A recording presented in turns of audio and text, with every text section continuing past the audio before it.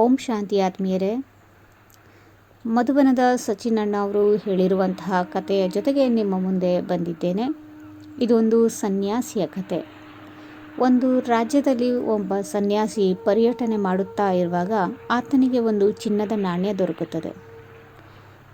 ವೈರಾಗ್ಯದಲ್ಲಿ ಇರುವಂತಹ ಸನ್ಯಾಸಿಗೆ ಚಿನ್ನದ ನಾಣ್ಯದ ಅವಶ್ಯಕತೆ ಇರುವುದಿಲ್ಲ, ಅದು ಒಂದು ಹೊರೆ ಎಂದು ಅವನ ಭಾವ ಆಗಿರುತ್ತೆ. ಹಾಗಾಗಿ ಅವನು ಎಲ್ಲರಿಗೂ ಈ ನಾಣ್ಯ ತಗೊಳ್ಳಿ ಅಂಥೇಳಿ ಕೊಡಲಿಕ್ಕೆ ಹೋಗ್ತಾನೆ.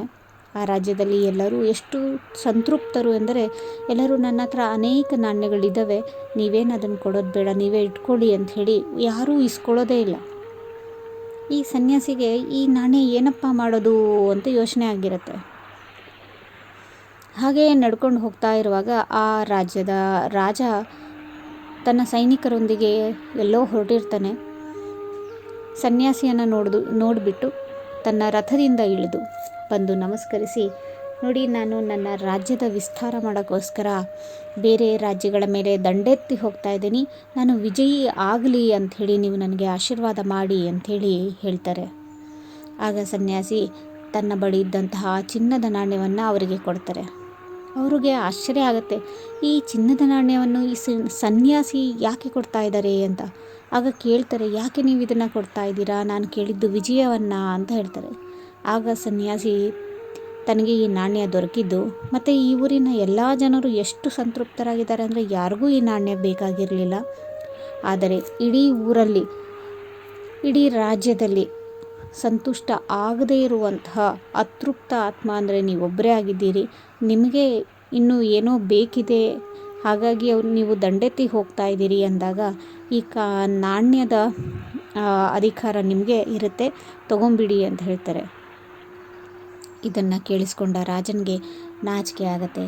ನನ್ನ ಪ್ರಜೆಗಳಿಗೆ ಬೇಡದೇ ಇರುವಂತಹ ನಾಣ್ಯ ನನಗೆ ಬೇಕಾ, ಪ್ರಜೆಗಳಿಗೆ ಇಲ್ಲದೆ ಇರುವಂತಹ ಆಸೆಗಳು ಇಚ್ಛೆಗಳು ನನಗೆ ಯಾಕೆ ಬೇಕು ಅಂಥೇಳಿ ಆತ ದಂಡೆತ್ತಿ ಹೋಗೋದನ್ನು ನಿಲ್ಲಿಸ್ಬಿಟ್ಟು ವಾಪಸ್ ಮನೆಗೆ ಹೋಗ್ತಾನೆ. ಇಲ್ಲಿ ನಾವು ನಮ್ಮ ಜ್ಞಾನಕ್ಕೆ ಬಂದ ಮೇಲೆ ತಿಳ್ಕೊಬೇಕಾಗಿರೋದು, ಅತೃಪ್ತಿ ಅಸಂತುಷ್ಟತೆ ನಮ್ಮಲ್ಲಿ ಇರಬಾರ್ದು. ಇಚ್ಛೆಗಳು ಇದ್ದಾಗ ಈ ಅತೃಪ್ತಿ ಅಸಂತುಷ್ಟತೆ ಇರುತ್ತೆ. ಇಚ್ಛೆಗಳು ನಮಗೆ ನೆಮ್ಮದಿಯನ್ನು ಕೆಡಿಸುತ್ತೆ. ಇಚ್ಛೆಗಳು ನಮಗೆ ಆಗೋಕ್ಕೆ ಬಿಡೋದಿಲ್ಲ, ಅಂದರೆ ಒಳ್ಳೆಯವರಾಗಕ್ಕೆ ಬಿಡೋದಿಲ್ಲ.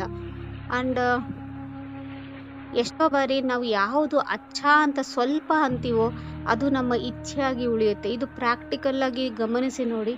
ಏನಾದರೂ ಸ್ವೀಟು ಬ್ರಹ್ಮ ಭೋಜನದಲ್ಲಿ ಮಾಡಿದರೆ ಇದು ಚೆನ್ನಾಗಿದೆ ಅಂತ ನಾವು ಭಾವನೆ ಒಂದು ಸರಿ ಮೂಡ್ತು ಅಂದಾಗ ನಮ್ಮ ಮನಸ್ಸು ಅದನ್ನು ಇನ್ನೊಮ್ಮೆ ತಿನ್ನಬೇಕು ಅಂತ ಇಚ್ಛೆಯನ್ನು ಸ್ಟೋರ್ ಮಾಡ್ಕೊಳ್ಳುತ್ತೆ. ನಮ್ಮೊಳಗೆ ಆ ಒಂದು ಇಚ್ಛೆ ಉಳ್ಕೊಂಬಿಡತ್ತೆ.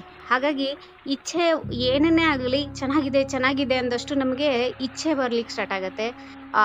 ಆ ಇಚ್ಛೆ ನಮ್ಮನ್ನು ಮತ್ತೆ ಒಳ್ಳೆಯವರಾಗಕ್ಕೆ ಬಿಡೋದಿಲ್ಲ. ಯಾಕೆಂದರೆ ನಾವು ಮತ್ತೆ ಇಚ್ಛೆಯನ್ನು ಹೊಂದಿದವರಾಗ್ತೀವಿ.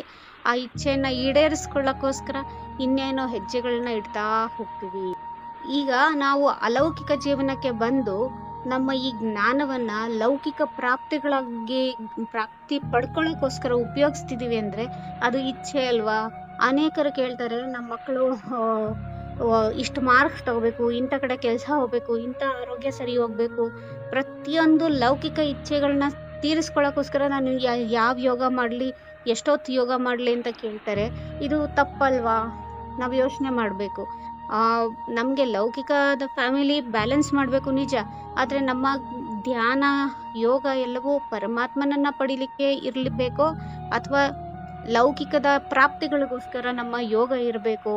ಇದು ಯಾವ ಇಚ್ಛೆಗೋಸ್ಕರ ನಾವು ಈ ಜ್ಞಾನಕ್ಕೆ ಬಂದಿದ್ದೀವಿ, ಇದನ್ನು ನಾವು ತುಂಬ ಚೆನ್ನಾಗಿ ಅರ್ಥ ಮಾಡಿಕೊಂಡು ಹೆಜ್ಜೆ ಇಡಬೇಕಾಗತ್ತೆ.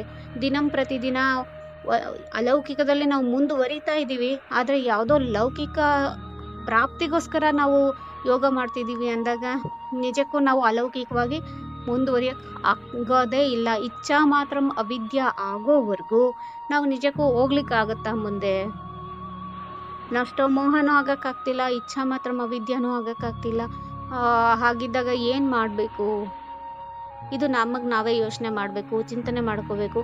ನನ್ನ ಯೋಗದಲ್ಲಿ ಏನಾದರೂ ಲೌಕಿಕ ಬೇಡಿಕೆಗಳಿದ್ದಾವ? ನಾವು ಒಂದು ಸ್ವಲ್ಪ ಯೋಚನೆ ಮಾಡಬೇಕಾಗತ್ತೆ. ಆ ರಾಜ ಹೇಗೆ ಅಸಂತುಷ್ಟತೆಯಿಂದ ಇದ್ದೀನಿ, ಅದಕ್ಕೋಸ್ಕರ ನಾನು ದಂಡೆತ್ತಿ ಹೊರಟಿದ್ದೀನಿ ಅನ್ನೋ ಒಂದು ರಿಯಲೈಸೇಷನ್ ಮಾಡಿಕೊಂಡ್ರು, ಅವರಿಗೆ ಜ್ಞಾನೋದಯ ಆಯಿತು.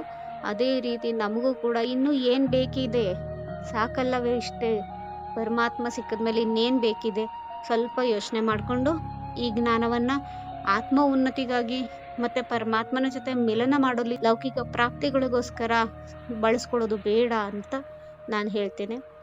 ಅನೇಕರು ಜ್ಞಾನಕ್ಕೆ ನಮ್ಮ ಹತ್ರ ಬರೋದೇ ಅಷ್ಟಕ್ಕೆ, ಯಾವ ಯೋಗ ಎಷ್ಟು ಸರಿ ಮಾಡಿದ್ರೆ ನಮಗೆ ಯಾವ ಪ್ರಾಪ್ತಿ ಆಗುತ್ತೆ.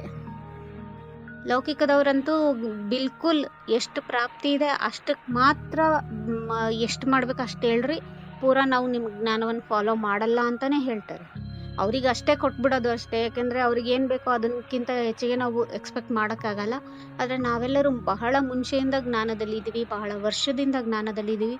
ಈಗಲೂ ಕೂಡ ಲೌಕಿಕ ಪ್ರಾಪ್ತಿಗೋಸ್ಕರ ಈ ಅಲೌಕಿಕ ಜ್ಞಾನವನ್ನು ಬಳಸೋದು ಬೇಡ ಅಂತ ನಾನು ನಿಮ್ಮಲ್ಲಿ ವಿನಂತಿಸ್ಕೊಳ್ತೀನಿ. ಓಂ ಶಾಂತಿ.